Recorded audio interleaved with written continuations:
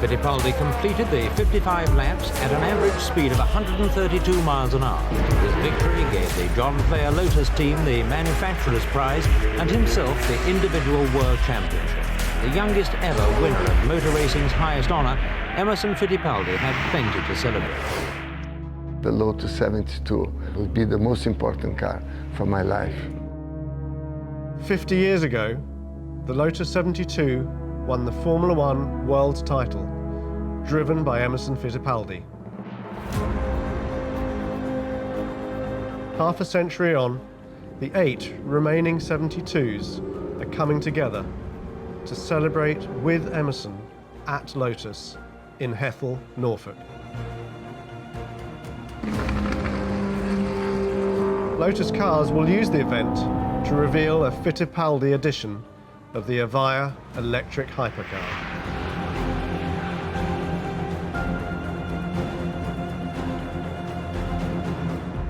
It will be a very special party.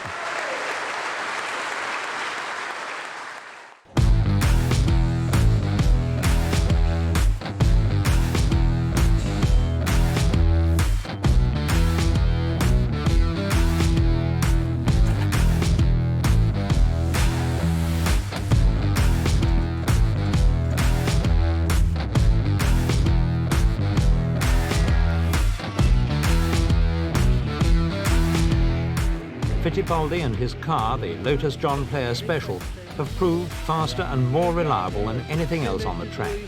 What made the Lotus 72 very special was the concept of the car with cooling to adapt to different track conditions. For 72 and 73 season, the car was incredible. All people ask me, what's your best race car? I drove many different race cars. Say, Lotus 72, and it's an iconic car now. Everybody loves, still beautiful today. One of the best liveries I think ever is the JPS livery. So yeah, it looks wonderful. It looks like a toy car, doesn't it, when you compare it to an F1 car now. Massive rear wing, little front wing, no floor, no diffuser. You know, this has got a manual gearbox, it's got 3 pedals on the floor, no power steering, it's all very, very mechanical. The Type 72 was, at the time, was pretty revolutionary. Pretty incredible design, a break from everything they'd done before, pretty much. Moving the radiators to the side was a big thing, chisel nose. And it just looks like a racing car. It just, the style, the aerodynamics were incredible. It was obviously much faster, provided speed, but it looked cool as well. Emerson and Lotus go hand in hand. The 72 obviously has been a big part of his Formula One career. We're very fortunate that he shares the same passion that we do in remembering all these great cars and remembering his championship. The Lotus 72 changed Formula One. It also raced for 6 consecutive seasons, which is extraordinary. It won 3 world championships and really cemented Lotus's reputation as the great innovators and dominated Formula One for so long. The car has about 1 kilo per horsepower. That's the same power ratio as a modern Formula One car now. People don't realize that. It's difficult for me to give any tip for a world champion. He knows what has to be done when you be in the cockpit. Oh, he's such a lovely man, isn't he? What you take from Emerson in that is that he is still massively passionate about the car, which is great. It was 50 years ago, but he still remembers it. Well, Emma was right. It isn't the biggest inside, but it's lovely to get into a bit of racing history and drive around. Yeah, the mechanical gearbox, everything's just nicely placed. You know, for heel and towing, the brake is lovely as well. No, very, very cool experience. Guys that were racing in the 70s, it was a very different sport than it is now. You know, you're sat properly outside the car, there's not a lot of protection, you've got a fuel tank all around you. So yeah, I mean, the guys were very brave back then. It's definitely a nice feeling stepping back in time, but it's also a little bit scary.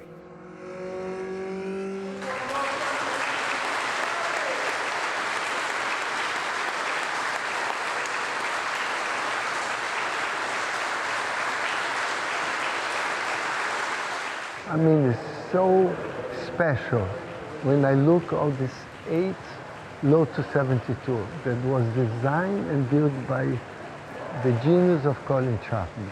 It was so well advanced car. And now with this beautiful, this is a piece of art. I mean, looking outside, look at the technology, looking everything, how many hours, how many effort to arrive in this car is a fantastic. Very special day for me to be back at Lotus to commemorate my 50 years of my first World Championship. Now that Lotus are launching the Fittipaldi Evija, 50 years on since Emerson won, that's another major innovative step for Lotus. It's not a racing car, but it's the first hypercar. It's an incredible piece of equipment. The fact that the first ones are going to be Fittipaldi Evijas is great for what we're doing, celebrating his championship. But as with the 72, the Evija is leading edge technology, and it's just great to have that all happening here in Norfolk.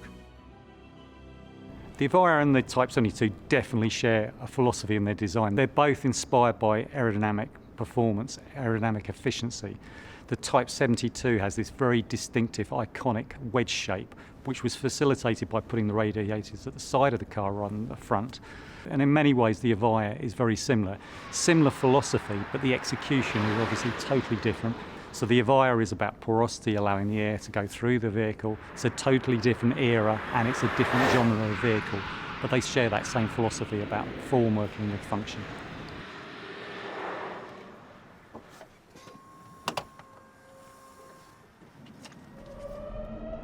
Well, the first impressions are, I feel like I'm in a spaceship. You think of an EV as being completely silent, but from here it's not. It's amazing though. And the torque, wow. Just puts a big smile on your face. People always say with EV cars, oh, they're boring. This one's not. This car it's not all about how quick we get from 0 to 60. I mean, it's very quick, but it's about the whole package. So it's about the power, and it's not from 0 to 60, it's more from 60 to 200 miles an hour. But again, it's not about the numbers with the Evija, and that's what's great about Lotus. Numbers don't really mean much if you don't have the handling and the full package that goes with those numbers. Yeah, they've built a bit of a weapon.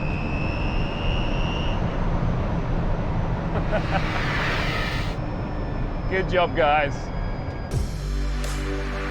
When Emerson was unveiling the car, he talked about when Colin Chapman first introduced him to aerodynamics under the car.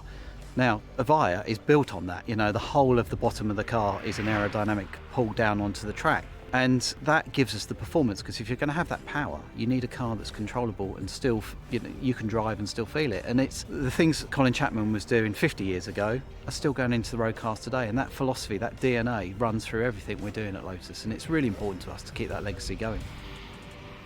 For the Evija to be at Hethel now, and to be running along with the 72s at this special event, it was just fabulous to think the greatest car in the world is a Lotus today, and it's driving around the test track with the greatest Formula One car. All those things coming together really emphasised how much Lotus today has its roots in Lotus of the past.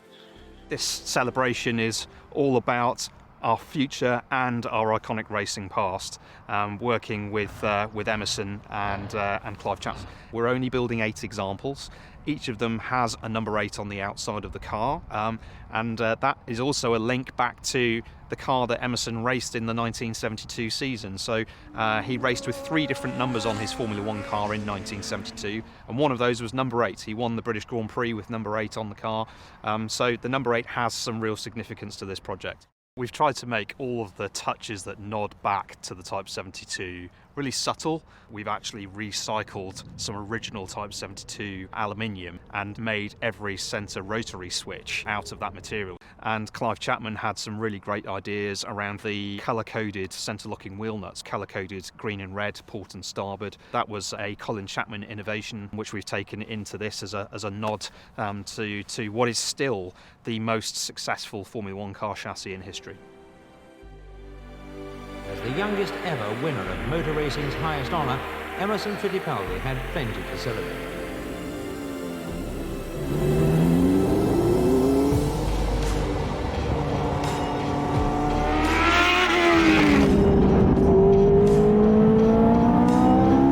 It's always very special, and being here at the Lotus factory today, after so many years, drive back again.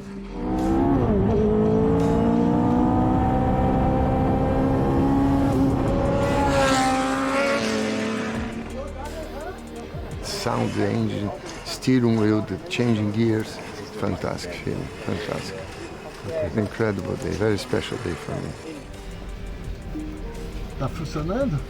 Very impressive car. I mean, as more you drive, you want to go faster because it gives so much handling feeling, and it's a beautiful handling, incredible power. I'm sure everybody will be surprised. Everybody come out with big smiles from that car, for sure. Is the next level of performance for the hypercar. I tested many electrical hypercars. This is the next level, for sure. Different from all the other cars I tested. I think the image, the recognition of the history is there, but the vibe is on a different level. Lotus has had many, many historic days, but today is just magical, and I think you can see it. Everybody's happy. Lotus is going places, and I think Evija is a statement of that. Somebody just said to me, you can see Emerson's gone back to being 25 when he was driving the Type 72 around the track, and I think he's such a warm person. He was so humble when we introduced him earlier, and I think that for me is just lovely. He feels part of Lotus. He said coming back here, it feels a bit like coming home, and that's what we're trying to do here. That's my ethos, is that we're all one family. Everybody that comes along here, you're all part of us lot as in the Lotus story, and I think everybody's going to go away from today with some memories that they won't ever forget.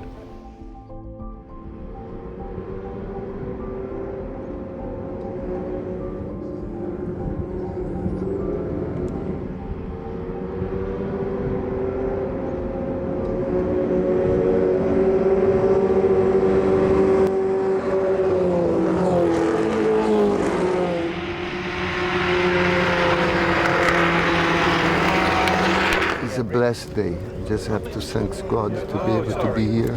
A very unique day, very special day. I was very emotional with Chris because he organized everything, knowing that when we told him that Clive Chapman was there watching us. I can imagine his heart, my heart, everybody. What a sight to have the 872 running together here. And I saw chassis number 1. Jochen, first time he drove the 72, I was here. That's fantastic feeling to be able to be here. Thank you.